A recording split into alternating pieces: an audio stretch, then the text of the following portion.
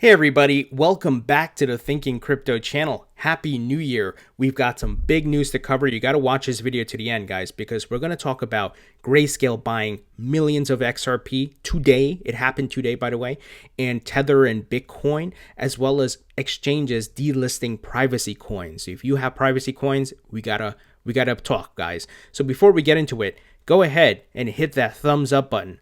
Leave a comment below and hit the subscribe button if you're new here. It helps support the channel and it doesn't cost you anything. Guys, look at this. Grayscale didn't dump XRP. Instead, they bought 12 million more XRP tokens on the new year. Today, guys, this happened today, and we have data, we have official statements from the folks at Grayscale. Now remember, they are buying up a lot of Bitcoin as well. They're one of the biggest investment firms in the crypto market, and they're buying up as much as they can. In fact, they yesterday hit the $20 billion mark for assets under management as they ended 2020, up $2 billion from a year ago. So they are trusted. They do a lot of marketing, and you guys have seen their commercials on CNBC and so on and so forth. So Barry Silbert, who's the founder, of course, tweeted, "Here's to another 10x in 2021. So they're expecting growth. They're seeing record-breaking demand. So let's talk about it, guys. Grayscale dumping XRP was the headline of most media publications based on data from Bybit. However, a company spokesperson refuted all such claims. A quick look at Grayscale investment holding now clarifies that no significant amount of XRP was liquidated in the past 7 days. However, earlier the chart did show mass liquidation of XRP tokens from the Grayscale Trust. A Grayscale spokesperson in an official statement said, "Statements about large sales of underlying assets by any of our investment products are false and inaccurate. Any perceived large decrease in the USD value of Grayscale XRP Trust would have been a result of a decrease in the USD price of XRP." So what happened when we heard the Ripple SEC news and certain exchanges may delist and pause trading? The price started to tank. So it looked as though they started liquidating, but they didn't. It was just the price value dropped. But if you look here, they bought more. 12 million more today, guys, and you can see they're holding a significant amount than they were historically. So this is very, very bullish and interesting. And let me continue here. Grayscale went against the current trend where major crypto platforms as well as asset managers have started delisting XRP, and crypto asset managers bought more than 12 million units of XRP on January 1st. Wow, guys, this is a big time shakeout. As I tweeted, I think it was last week, I said this is one of the biggest shakeouts in the market ever around XRP, right? Because this SEC Ripple lawsuit, remember, XRP has not been declared a security, and there's a lot of, really uncertainty here, both from the SEC side as well as Ripple. But if you have uncertainty on the SEC side, then this does not look like it's going to be something that the SEC can easily win. And I'll explain, right? I'll explain. Now, something I want to remind you of, the move that Grayscale just did. What is it? Be fearful when others are greedy. And of course, this applies. Be greedy when others are fearful. Right now, the fear index around Ripple and XRP, of course, is all-time high. Everybody's scared. People have dumped their bags. People have left, right? Given what's taking place. But Grayscale, remember who they are now. They're buying tons of Bitcoin and other cryptos, Ethereum and so forth. Went and bought when there's blood on the streets. Now, you guys know my stance. I've been transparent. I have not done anything with my XRP. It's still sitting in my hardware wallet because I do believe Ripple has some aces up their sleeve. The first one being the SEC sat on their hands for 7 years. If their job was to protect consumers, they have failed, and now they have wiped out billions, right? Remember what the former SEC commissioner under Ronald Reagan said. This is just a BS move, right? Jay Clayton and his cronies, they're out. They ran out the door and dropped this bomb, sucker punch Ripple, right, before they head out. And this is it just reeks of shadiness, something weird going on here, unless there's some behind the doors plan here that, or under the table plan that this is how they wanted to shake out people so more of the institutional investors could buy. I don't know. But look, we've seen smoke and mirrors moves from Jamie Dimon and others, right?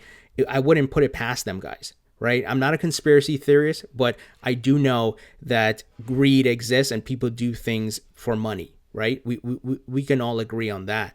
And Jay Clayton did this on the way out. He's gone. So how does this play out in court? If Jay Clayton's gone, his cronies are gone, right? Also, the SEC waited 7 years, didn't do anything. Also, XRP was declared a virtual currency by the FinCEN, another government division. So there's a lot of things here, right? And maybe it turns out Ripple just pays a fine and maybe XRP is not declared a security. We'll see. But clearly, Grayscale, the folks at Grayscale are bullish. Clearly, they see past this. They're looking long term. That's what I stated. I said in the short term, this thing is going to get messy as hell.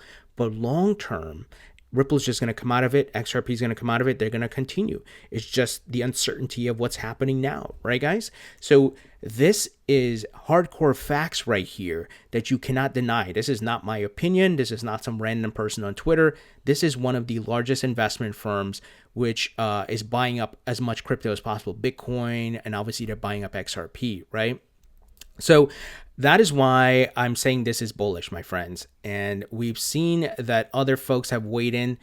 Even Matty Greenspan, I've interviewed him a few times on my channel. He's the ex-eToro senior market analyst and the founder of Quantum Economics. He said the outgoing SEC's chairman actions were incredibly damaging, but certainly not fatal. That's the key word there, not fatal. XRP is not dead. Ripple's not dead. In fact, they're going to fight it out in court, and most likely everything will come to a settlement, right? At this point, the air is so cloudy that it's really impossible to make any kind of accurate forecast. Once the air clears, we'll need to reassess. And that's absolutely right. So people who are panicking and worrying, and look, I can't tell you what to do with your XRP or your money. That's your business. I'm personally just sharing the facts and what I'm doing, right? And I hope you guys see the facts here too. And of course, that pre-trial date is set for February 21st. Look, we got probably 3 months to see how this thing really gets going and plays out, right? Hopefully it's not a long drawn out thing. Hopefully the judges force both parties to come to a settlement. This thing doesn't go on. Hopefully the fact that, like I said, probably near billions of investors are hurt because of this. And look, there's some big people behind Ripple, former SEC chairs, congressmen, congresswomen, former CFTC chair, right? Christian Carlo.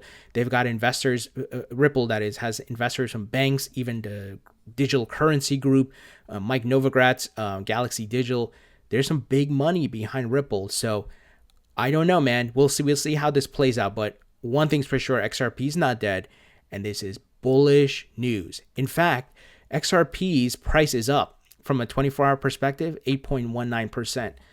That all things considered, when you consider the severity of the situation, XRP should be number 10 right now. It should be down 10 cents or something to 10 cents, right? But it's not. So clearly there are people who are still bullish on it. And I'm not talking about average retail investors. I'm talking about institutional players like your Grayscale. And this is facts, guys. They bought up more today, and probably doing it today because people are not paying attention. It's a holiday. It's New Year's Day, right? So you gotta follow the money here, guys. Follow the facts here. This is very, very bullish. And I tweeted about it last night because I saw a crypto whale shared the chart of what Grayscale was doing. And I say, watch what they do, not what they say. Follow the money. Be greedy when others are fearful. One of the biggest shakeouts happening here in the market, my friends. Now, something that just broke, guys, Bittrex to delist privacy coins, Monero, Dash, and Zcash. What have I been saying for years? If you hold privacy coins, you will have a target on your back. The governments around the world are not going to allow privacy coins to exist. And look, some may still exist. People may find a way to bypass it. I, from day one, said I'm not putting any privacy coins in my portfolio. Not that I'm doing any illegal activity or have anything to hide. I just know governments, they're going to want to have KYC, AML, and tax stuff. And if you want to deal with that, go ahead. But look, I'm not against privacy coins. I believe in the technology. I mean, Monero, at one point I owned Monero back in like 2016 or something, but then I saw the writing on the wall. I spoke to some other people and they're like, dude, get privacy coins out of your portfolio. Don't mess with that. They will come after you. Even if you're not doing anything wrong, it just puts a target on you, right? That you hold privacy coins. Because the idea is all the world governments are going to want to do this AML KYC thing, and if they know you have privacy coins, they're going to want to follow your movements to make sure you're not doing anything illegal. Unfortunately, obviously I'm not for that situation. I don't like that situation, but it's the reality of what's going on. So this is interesting, and we could see this continue with other exchanges. So while Bittrex gave no reason for the removals, exchanges around the world have been moving to delist coins that seek to preserve the privacy of their users as a way to be compliant with so-called know your customer anti-money laundering regulations that are spreading around the world. See what I'm talking about, guys? If you've been a subscriber to this channel, I've been saying it for years, right? I got receipts. I could pull up the videos. I've been saying it for years. Now, this could be, of course, part of. Look, Mnuchin came out and said about him and the Treasury put out the respective wallet regulations, and this could be part of it. You know, maybe the foreign exchanges, some of them will not do this, but look, in the United States, I think this is what's going to happen, my friends. It's just the cold hard facts here, right?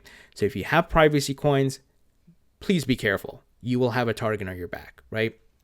Now, guys, I want to talk about Tether.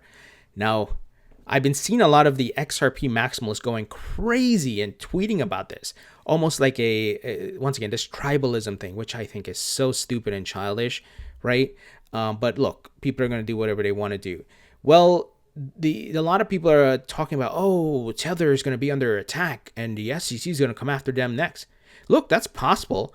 I do think there were some issues with Tether, for sure, not having the full cash reserves. Now, when I say not having the full cash reserves, I'm not talking about, oh, well, they only had 20%. They had like 70%. The problem is, where's the other 30, right? Hopefully they resolve that. I don't think this is going to be an issue for Bitcoin, as some people are positioning it to be, because I believe there's some tribalism and, you know, XRP maximalists hate Bitcoin maximalists and all that nonsense. But the folks at Bitfinex did come out and speak on this. So Paolo Ardoino says Tether hasn't done anything to warrant any additional investigations from the SEC. And he tweeted a few things because some folks were saying, hey, the SEC's next target is Tether. And he tweeted, reminder, Tether is registered and regulated under FinCEN as all the centralized competitors. Strict KYC AML is applied to all Tether direct users, as the other main users are doing. Less regulated is just FUD. Ask yourself who benefits from spreading such misinformation. Clown emoji. So this is interesting. Even the main Tether account here on Twitter tweeted about this as well. We'll see how this plays out. Once again, I'm not saying Tether didn't do anything wrong. The folks at Bitfinex and Tether didn't do anything wrong. I'm just saying it's not as bad as some people would paint it, like, oh, Bitcoin's going to go to zero or Bitcoin's coming to an end because there's no Tether. That's ridiculous. When you have Mass Mutual buying $100 million of Bitcoin, when you have MicroStrategy putting millions of their cash reserves in Bitcoin, when you have Grayscale buying up tons of Bitcoin as well, and even PayPal and Square Cash App, you think Tether is gonna be a problem for Bitcoin? You're not. You're only looking at this from a tunnel vision view, not a macro level holistic view. So that's just my take on it. I know the XRP maximalists are probably going to trash me in the comment section, but I got to keep it real. I got to keep you guys with the facts. Like I said, I don't think Tether is exempt from any wrongdoing here. I do believe I remember the initial statements that came out and why there's a lawsuit and all kinds of stuff going on. But well, let me give you the background here. In 2019, the New York Attorney General filed a memorandum of law alleging that Tether and its sister company Bitfinex ran an unregistered securities offering. The document also alleges that the companies loaned USDT to the investors, raising suspicion that the coins are not fully backed by US dollar reserves, as is claimed. right? And Tether, of course, is a stablecoin, which is supposed to be, or well, it says here, only loosely pegged to the US dollar, has been at the center of controversy for several years. In 2018, finance professor John Griffin and co-author Amin Shams argued in a research paper that USDT was used to manipulate Bitcoin's price as it surged all the way up to 20,000. So we'll see how this plays out. But once again, this is not something that's going to stop or I don't know what people are saying, kill Bitcoin or whatever it is, when you have institutional investors buying up record-breaking amounts of Bitcoin, right? Two things can be true. Tether has an issue that they need to figure out, and they could be fined, and potentially not all of the respective USDT is backed, right? Maybe they don't have all the cash reserves. I'm not an idiot to say that that's not the case. But what I'm saying, you need to look at the other side of the coin here, so to speak, and that tons of Bitcoin being bought up by the Square Cash app, MicroStrategy, Grayscale, and Mass Mutual, Guggenheim Fund. How do you ignore those facts, right, guys? Stick to the facts, not your feelings and emotions and tribalism and maximalism, guys. So we shall see how this plays out. It could be a very rough few months ahead with this situation with Tether, with the delisting of privacy coins and the SEC Ripple lawsuit. Not because something tangible is going to happen, but fear, right? Sometimes the news drives people crazy, and then these things spiral out of control. The headlines follow that. People get scared. That's why I've always said, don't invest with your emotions. This is, forget about the tribalism and maximalism. This is about facts. If I'm here to make money, I don't care about, oh, the XRP is the best community and this and that and whatever. I'm here as a neutral party supporting things that make sense, right? That there's logic behind it, there's reason behind it, and I'm here once again to make money. I believe in XRP, I'm bullish on it. I believe in Bitcoin, I'm bullish on it.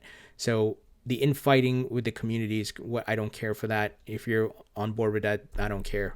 But guys, once again, this news from Grayscale is very interesting.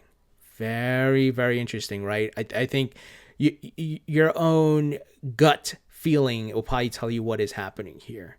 And like I said, I'm going to point you back to the quote from Warren Buffett. Be fearful when others are greedy, and greedy when others are fearful. Guys, what do you think about this news? Would love to hear your thoughts. Leave them in the comment section below, and hit the thumbs up button, hit the subscribe button, and I'll talk to you all later.